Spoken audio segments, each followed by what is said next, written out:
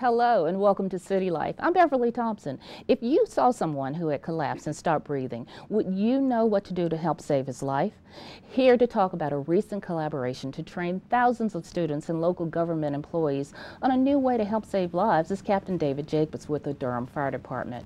Welcome, Captain Jacobs, and thank you so much for joining me. Thank you. Captain Jacobs, I understand that a joint effort is underway to conduct life-saving CPR training with city and government employees, as well as Durham Public School students. Tell us a little bit about this collaboration.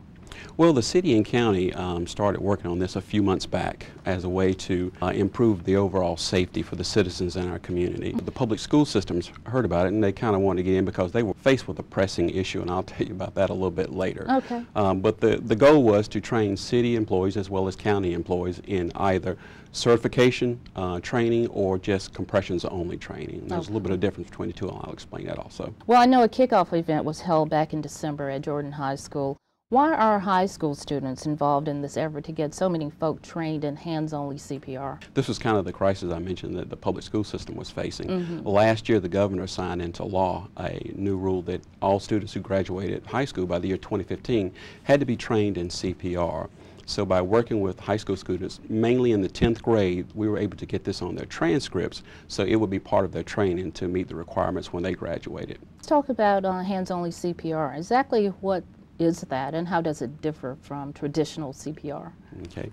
The American Heart Association over the past 5 years spent a lot of time researching why people wouldn't do CPR. One of the biggest concerns was doing mouth-to-mouth, and they realized that if they taught people to do hands-only or compressions-only CPR without the breaths, or without breathing for someone, that could be effective in the first few minutes of someone suffering from a cardiac arrest event. And so basically that's someone just doing the compressions and nothing else. The traditional CPR is the compressions plus the ventilations as well. Okay. So can it really help save a life? Yes, it can. Part of the studies that they did proved that if within the first 2 to 3 minutes if someone would begin compressions only CPR, that would make a difference, and they saw an increase in the amount of people who survived from sudden cardiac arrest events. That's good to know then.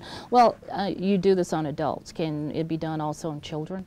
The recommendation now is infants up to 1 year of age and small children that they receive their traditional CPR, which includes the ventilations or the breath as well. And that's because children don't do too well without oxygen. Now I heard that another component of this is training on how to use automated external defibrillators, AEDs. Correct. In other words. Why is this important, and how does it work in conjunction? That's important because when someone suffers a sudden cardiac arrest event, there's some sort of cardiac anomaly that's going on. And what the AED does is it shocks the heart and allows it to return to a normal rhythm. So by someone doing compressions only CPR plus using an AED or an automatic external defibrillator, you can double or triple a person's chance of survival from a sudden cardiac arrest event. Okay. I know the kickoff took place, like we just discussed, back in December for students. When is it scheduled for local government employees? Well, we have actually been working with local employees of both the city and county government. The county is working to train or to certify all of their employees in compression-only CPR. The city is looking at offering the traditional CPR certification class as well as the compression-only course.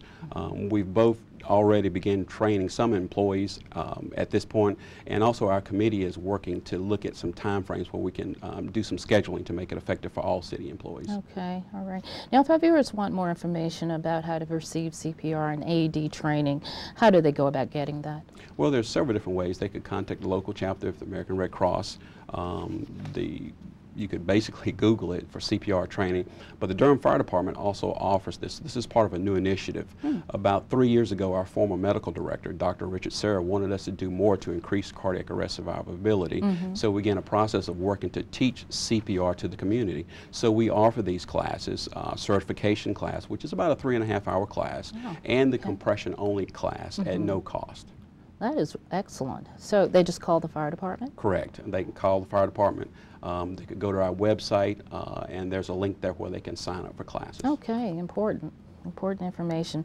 Okay, so I've been told that hands-only CPR is really easy to perform, and in our next segment, I think I'm going to learn how to do it, right? Okay, yes you are. Okay, all right. Well, we're going to take a quick break right now, but when we come back, Captain Jacobs is going to teach me how to do hands-only CPR. We'll be right back. Are gas prices keeping your family close to home? We'll take it easy with Triangle Transit. For children 12 and under and seniors 65 and up, ride free. With Triangle Transit, your whole family can get around the Triangle with ease. So leave your car at home, and remember, seniors and children always ride free with Triangle Transit. For more information, call 919-485-RIDE. That's 919-485-7433 to plan your next trip, and visit us online at triangletransit.org. Welcome back to City Life. We've been talking about how the city and its partners are working to train thousands of city and county government employees as well as public school students on how to perform hands-only CPR. Joining me again to demonstrate just how easy it is to perform this life-saving service is Captain David Jacobs with the Durham Fire Department. Welcome back, Captain, and thanks again for agreeing to teach me how to do this. Okay, no problem. I'd be a little nervous if I were you. So first, tell us what you tell a person who's learning how to do this for the first time. Well, one of the first things we tell people is relax and try and calm down. That's kind of difficult given the circumstances that they may be facing. But this is very simple. I mean, we train 8th graders to do this, and they do it remarkably well. One of the first things we tell people is there are 3 C's basically that you need to remember. First of all, we want to check the person.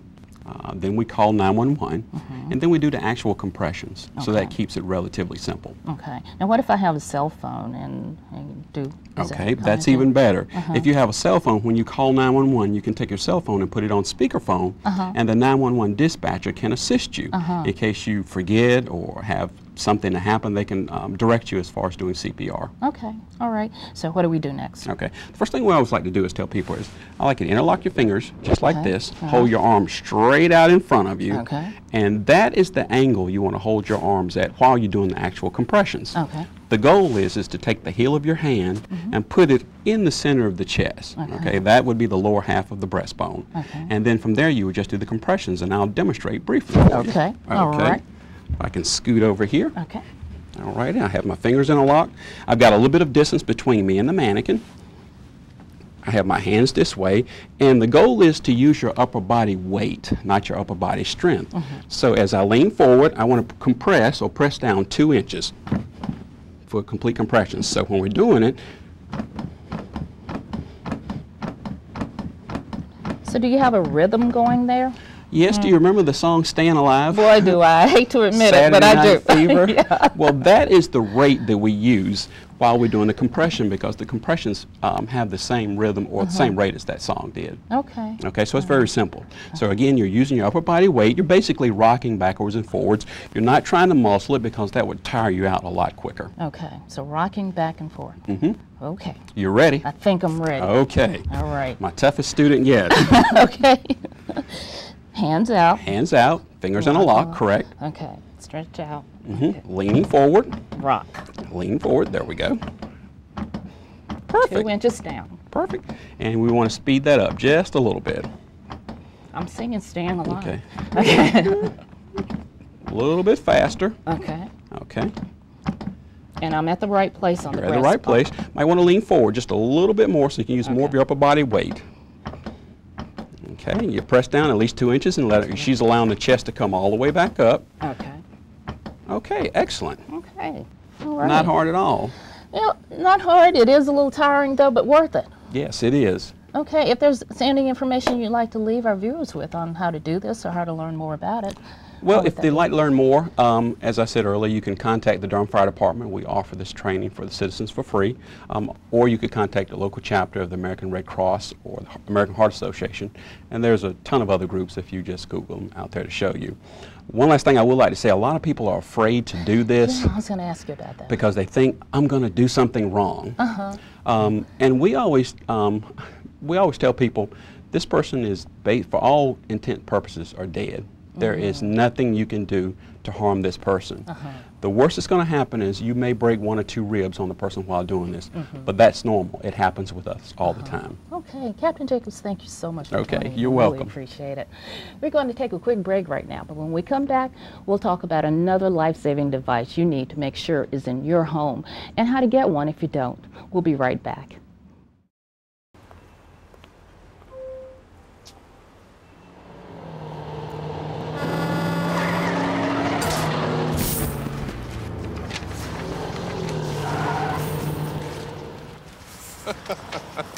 This can't be happening. This can't be happening. Of course it's not happening. Armored car. Listen, having money isn't about luck. Make your own coffee, save $1,000 a year. Feed me. Feed the pig. Welcome back to City Life.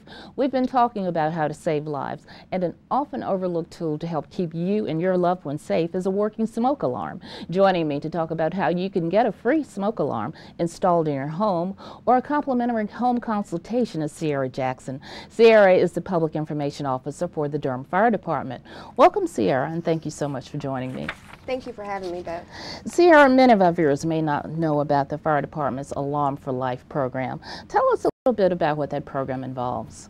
Well, our Alarm for Life program is designed for City of Durham residents to be able to have free smoke alarms and free CO alarms if they can't provide these alarms for themselves.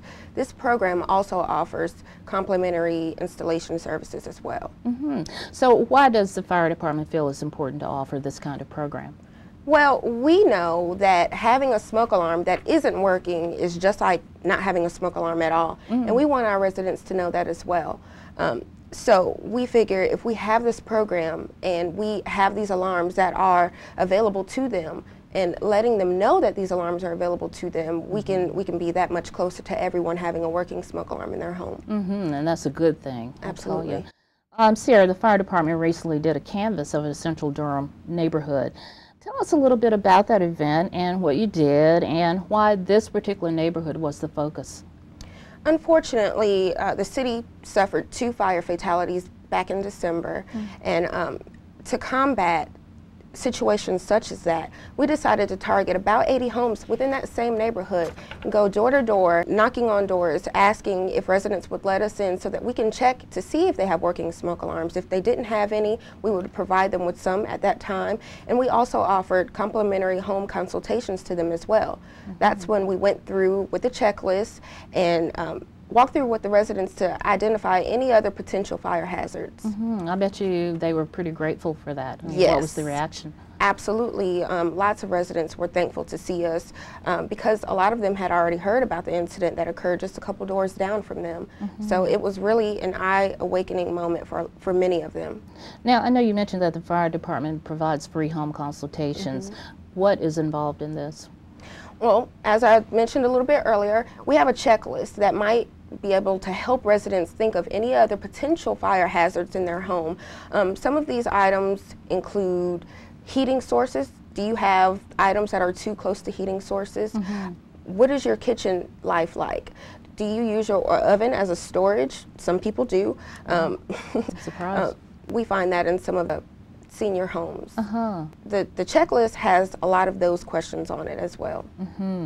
Now, what else do you do while you're there? I mean, do they have just normal questions about how can I be more safe or Absolutely. anything like that? Believe it or not, a lot of people have questions about where to install their smoke and CO alarms.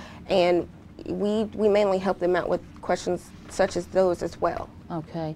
Now, if any of our viewers want a free consultation, what do they have to do? All they have to do is give us a call at 919-560-4233 extension 19242. Ask for any of us, but that's my direct line.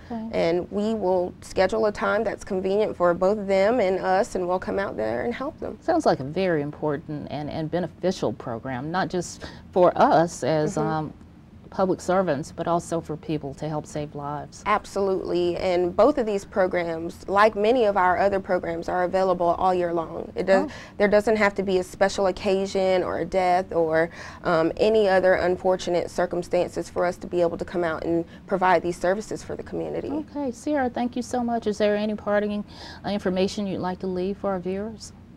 just make sure you check your smoke alarms. And to do it on a frequent occasion? Like Absolutely. Check your smoke alarms every month, and you want to actually change your smoke alarm batteries twice a year. Rule of thumb is change them every 6 months whenever you set your clocks forward and backward with the time. Good information. Thank you. Sarah, thank you so much for joining me Thanks with for this having me. very important information. Well, that does it for this edition of City Life. If you have a comment or a future show idea, visit us on Facebook and let us know what you think. You can also keep up with all of the latest city news by following us on Twitter. And of course, you can also watch all of our program on demand from the DTV8 website and on YouTube. I'm Beverly Thompson. Thank you for joining me to learn more about City Life in Durham.